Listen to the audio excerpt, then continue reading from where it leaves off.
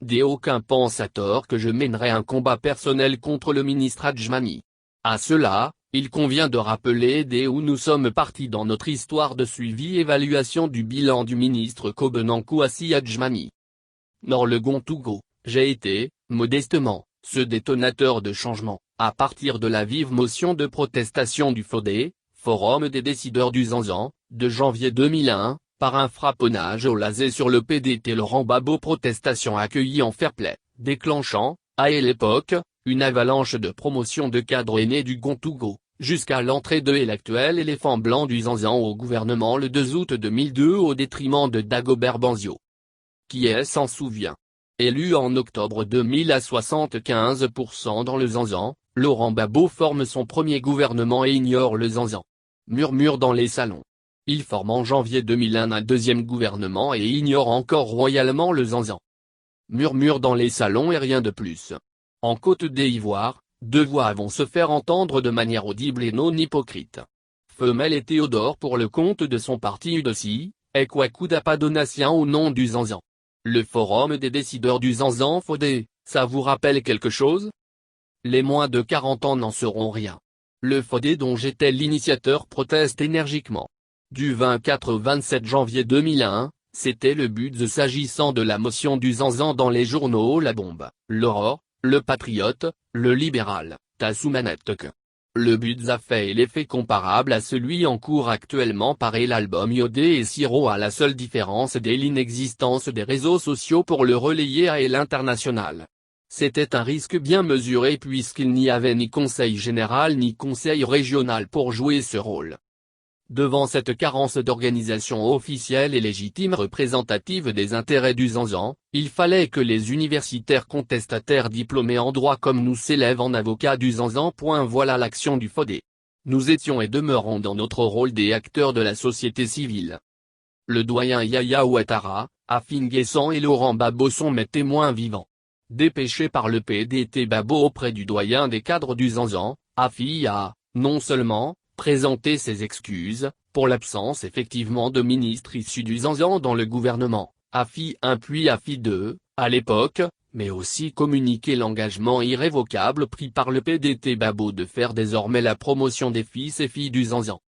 C'est alors qu'il a fait la promesse ferme de nommer au moins un cadre du Zanzan lors de la formation du prochain gouvernement, sinon deux, un à Bandoukou et un à Bouna.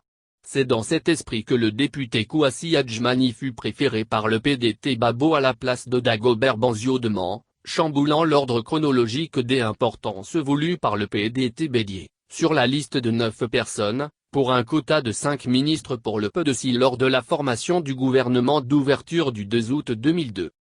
Gbagbo, pour se moquer de Bédié, lui lancera une boutade en rigolant: « Tu m'as fourni une liste. Mais je ne suis pas obligé de suivre l'ordre chronologique. Tu veux savoir? J'y avais fait la promesse aux Zanzans de nommer au moins 2 de ces cadres après la motion de protestation de leur jeunesse. Mais voilà que, en partageant les quotas aux partis politiques, j'y ai oublié ma promesse aux Zanzans.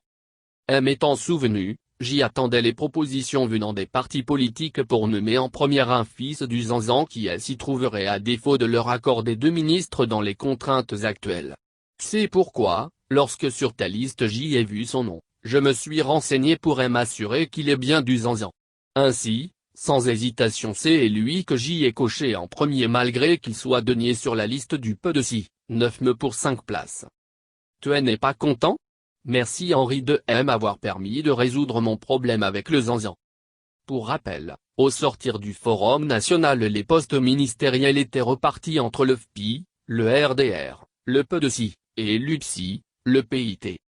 Ainsi, il est clair que sans mon initiative et mon audace, le député Adjmani ne serait pas ministre à cette époque. Vu que le casting opéré par son parti ne le classait pas dans les chevaux entrants. Le PDT Laurent Gbagbo a eu l'occasion de le dire haut et fort en toute solennité devant les parents du Zanzan venus au palais présidentiel lui dire merci. Démentez et j'en dirai davantage. En attendant, afin de vérifier la véracité de mes révélations, rapprochez-vous du doyen Yaya Ouattara pendant qu'il est vivant. Longue vie à lui qui m'avait fait le retour de leurs échanges avec le pouvoir des alors et l'impact de mon initiative non seulement sur le Gontougou, mais aussi au plan national.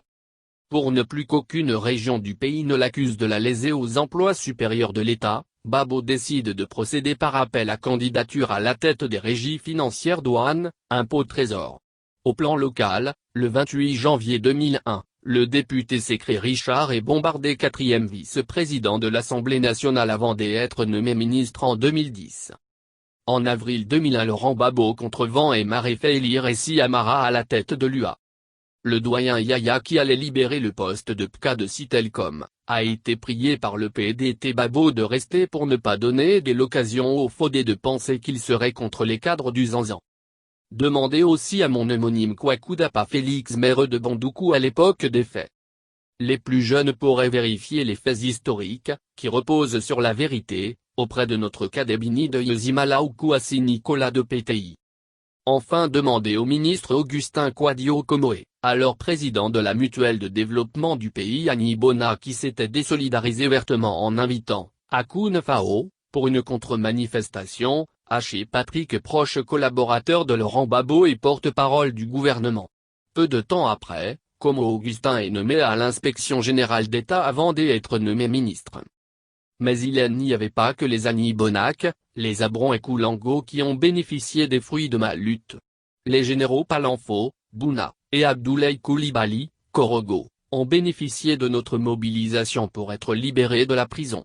C'est dire que les lobbies et les malinqués ont également tiré profit de notre engagement sur le front citoyen, en notre qualité des acteurs de la société civile du Zanzan.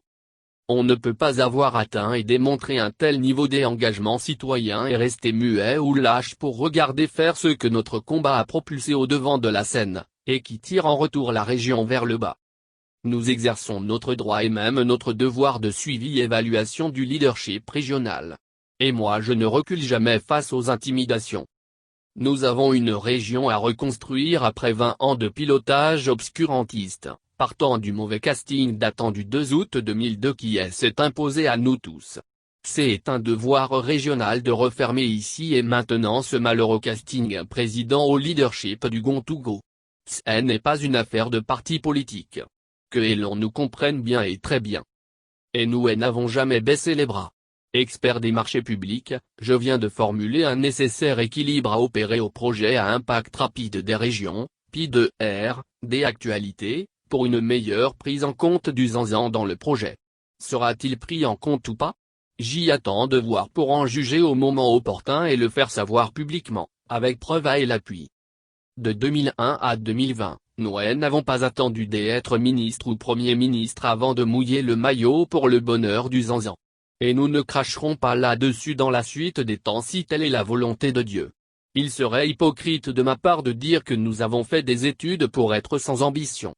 Chaque chose en son temps. C'est Dieu qui détient le destin de chaque homme.